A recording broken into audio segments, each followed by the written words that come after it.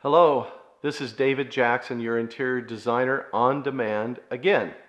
Today's post is about how to use and install beadboard in your interior design. So I'm going to talk first a little bit about a historical value of this material, and then I'm going to share with you my biggest trade secret, which is where to buy it and actually set you up with somebody that can sell it to you at a very good price. And last, I'm going to give you a couple of tips about how you should install it.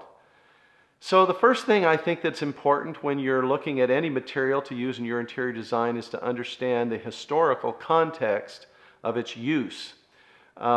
This just helps to make sure that you don't install it in some funny way that is maybe contrived. Now, beadboard was thought of as an inexpensive material, so it was used in rooms, laundries, in the kitchen, in the bathrooms, and outside, particularly for ceilings on the patio. So the reason they used it in these areas, you'll notice, is they are slightly damp and wet. And the reason for that is that the tongue and groove nature of the planks keeps the water from migrating into the house. So that's why it was used out there. So I would want to share with you, first of all, there's a very good picture here that's going to pop up right now showing a modern installation, but kind of in a historical context. And you'll see what looks like a mudroom, basically an entrance off the side of the house.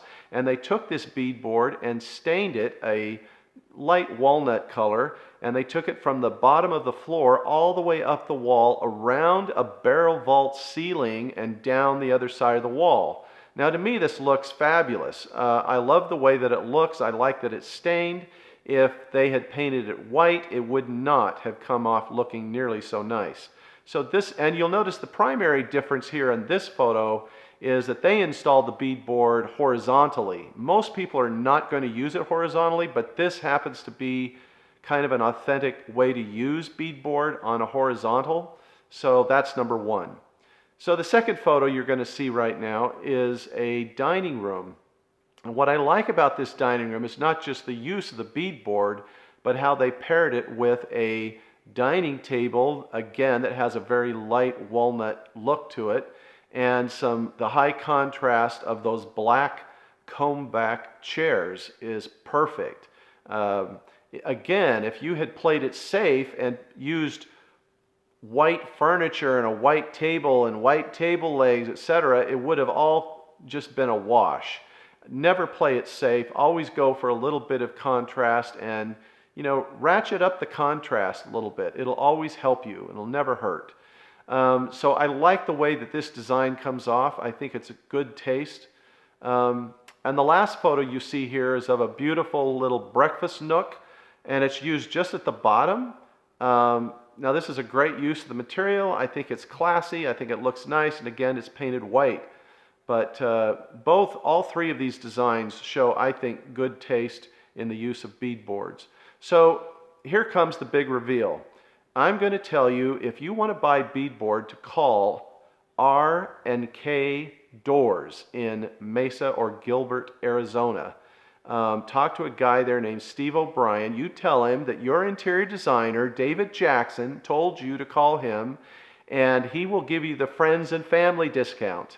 And now the phones are going to start ringing off hook, and he's going to be surprised that I'm sending him all of this business. But you'll pay about 90 cents a lineal foot for this beadboard, which is far cheaper than what you're ever going to pay at Home Depot or Lowe's. And nothing against Lowe's or Home Depot, but they typically sell beadboard in a sheet. So it's really thin, and it's just not quite authentic, and it's kind of awkward to work with.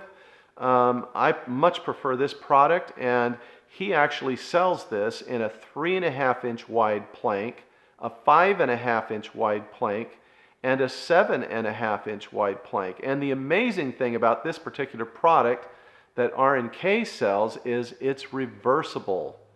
So on one side, it's kind of a clabbered look. So you'll know that as the quintessential Cape Cod, New England look, right? That you see on the exterior of homes there that are painted white. And the other side is the beadboard. And so you can stain it. It's about 3/8 of an inch thick. It's good material. It comes in a box, and they're called sticks.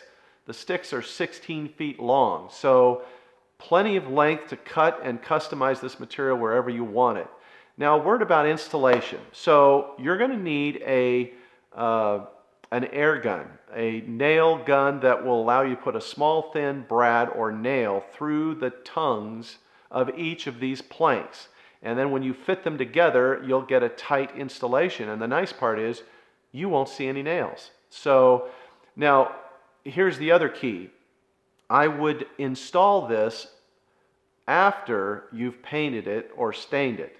So I would take the material, cut it to fit, get all the pieces together, sand the edges, make sure it's perfect, and then stain it. Now I would go get an inexpensive sprayer for this job, and I would spray the stain and the lacquer on, or spray on the white paint to get a nice, smooth, perfect finish on it.